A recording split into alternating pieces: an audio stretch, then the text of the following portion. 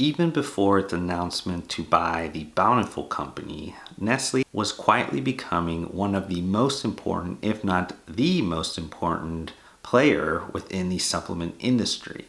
Let me explain.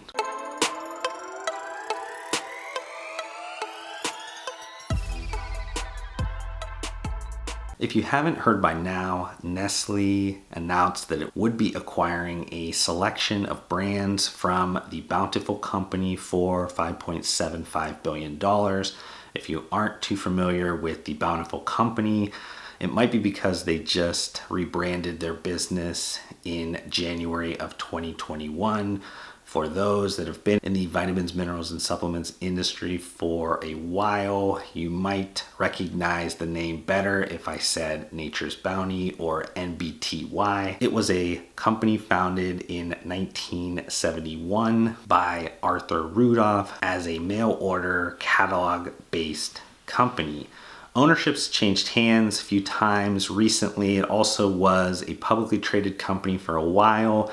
It went private with a transaction from the Carlyle Group. Then the Carlyle Group sold this to another private equity firm, KKR. That initial company, Nature's Bounty, did grow substantially over the last 50 years because of various mergers and acquisitions activity. Brands within the portfolio would be the namesake Nature's Bounty, also Solgar, Pure Protein, Osteobiplex, Puritan's Pride, Dr. Organic, Sundown, Ester C, and Metrex, just to kind of name a few. And the 50-year-old company was actually going to enter the public markets again through a traditional IPO process or some other kind of mechanism. They did file paperwork under the assumed stock ticker BTFL, but obviously Nestle kind of got wind of those things, decided to look at the deal a little bit more, and decided to acquire them before they became a publicly traded company. And though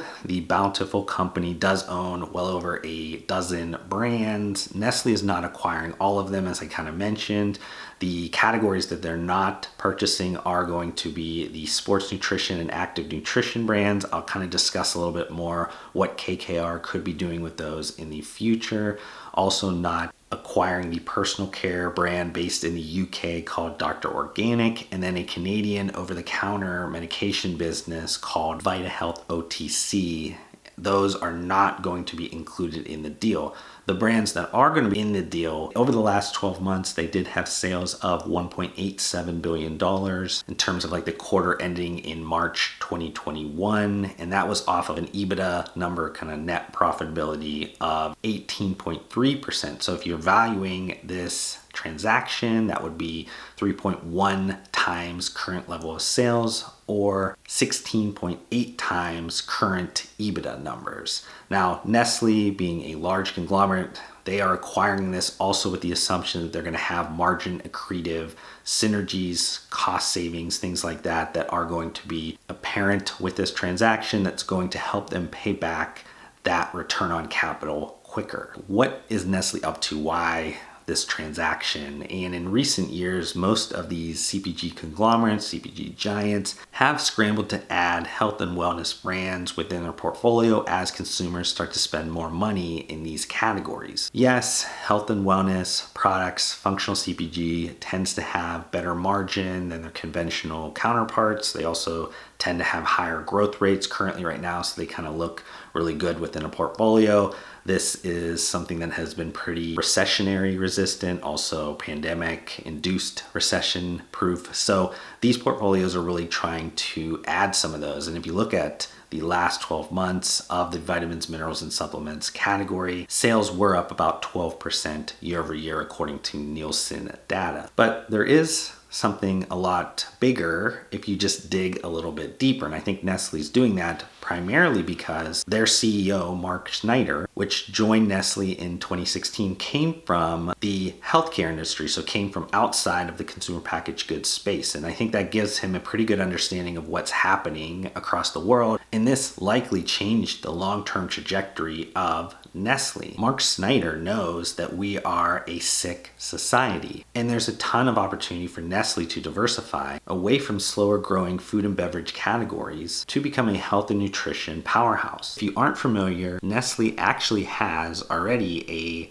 segment called Nestle Health Science that contains a number of consumer care and medical nutrition brands. During the first quarter of 2021, those various brands had sales of $1.1 billion, which was up 9.5% year over year organically and 21.6% year over year reported overall, with some recent mergers and acquisitions activity impacting comparables. Nestle made 3 sizable mergers and acquisitions transactions in 2020 within this segment, with the nutri-cosmetic brand Vital Proteins, also the digestive prescription company Zenpep, and Immune Therapeutic, a biopharmaceutical brand that has one approval for its first treatment for peanut allergies. Additionally, Nestle has made several other mergers and acquisitions moves within the segment, with the acquisition of Canadian vitamin maker Atrium Innovations Inc., which owns brands like Garden of Life, for $2.3 billion. So they've had significant large vitamins, minerals, and supplements acquisitions. But despite all the growth in mergers and acquisitions activity, the Nestle Health Science segment still only accounts for about 4% of Nestle's overall first quarter sales. That being said, the world's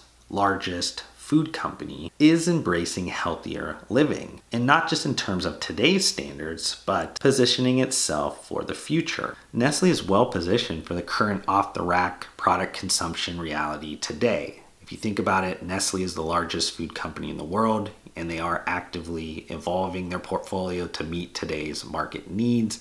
Nestle is also one of the largest beverage companies in the world, and they are actively evolving that part of the portfolio again to meet today's market needs. Nestle now becomes the largest vitamins, minerals, and supplements company in the world.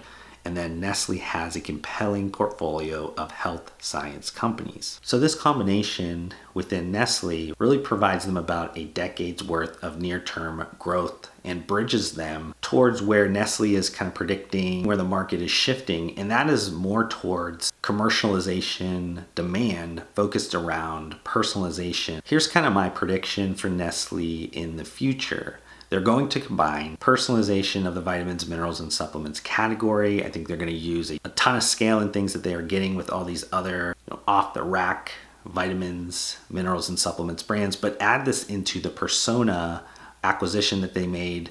This is a subscription-based personalized nutrition startup. Sales have doubled of this brand within the last year, according to 2021 quarter one numbers. They're going to combine that with a personalization around food and beverage. I think they're going to use their recent acquisition of Freshly, which is a healthy meals delivery service that's really based more around convenience, preparation element. This isn't like some of these other kind of meal delivery services where they're teaching you to love food and cooking again. This is something that's quick and easy, already built for you. Pop it in the microwave, pop it in the oven. It's going to be ready for you pretty quickly. And they made that transaction in 2020 as well for $1.5 billion. It's not necessarily included in the Nestle Health Sciences category, but I think it definitely is going to be utilized within this area. And then I think you pair these things with some of these prescription or over-the-counter products that they have within their Nestle Health Science division that focuses around conditions that can be improved with nutrition-based solutions. Most of the personalized nutrition startups are really focused around like those consumer cohorts that are looking to optimize elements within their life. But I think a bigger play is positioning yourself within the mainstream, sick consumers looking to just live a better life, become more healthier, and optimize like the most basic level of needs. I think the Zenpep and Immune Therapeutics Inc. transaction from last year is really telling of this predicted strategic game plan.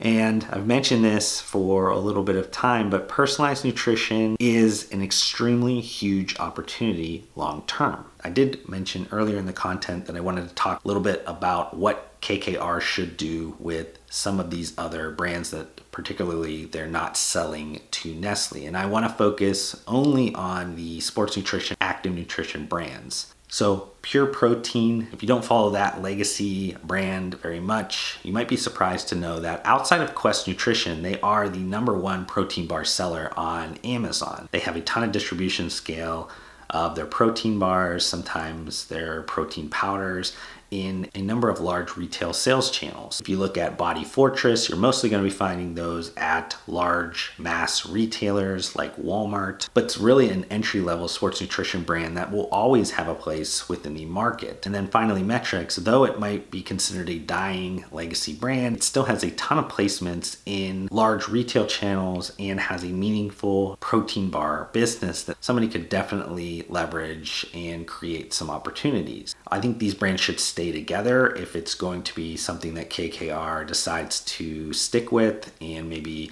combine some other assets within their portfolio or go out and purchase more assets and kind of roll this up, or maybe they just sell it off to somebody and that person does a roll-up strategy with either some other brands within their portfolio or some vertical integration that they can create some cost savings, and maybe they do a roll up and look to sell this in some time if they have really good operators and people that have a good understanding of what it would take to combine these three legacy sports and active nutrition brands and kind of improve their business. But definitely something where somebody else's potential trash could be somebody else's treasure. You just really got to know what you're going to be doing with those businesses. Just want to end on some final thoughts. The Nestle and the Bountiful Company transaction really has huge short-term and long-term implications for the entire supplement industry.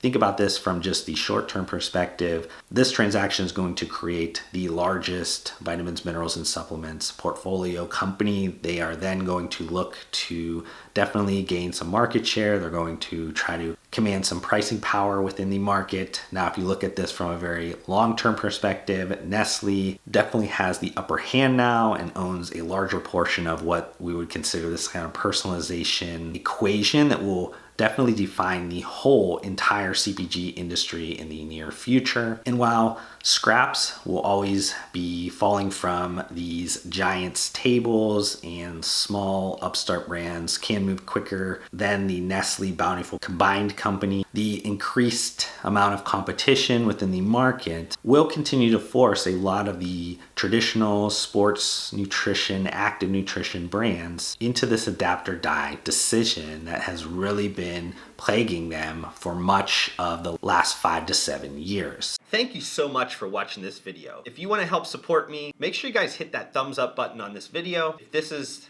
the first time you've been introduced to my videos, would love for you guys to be a part of my community by subscribing to my channel. I upload several videos just like this weekly. And if you guys want to connect further outside of this platform, I do include all of my social media links down below. I just want to thank you guys again for your time. Hopefully I gave you value in return, and we'll see you guys on the next video.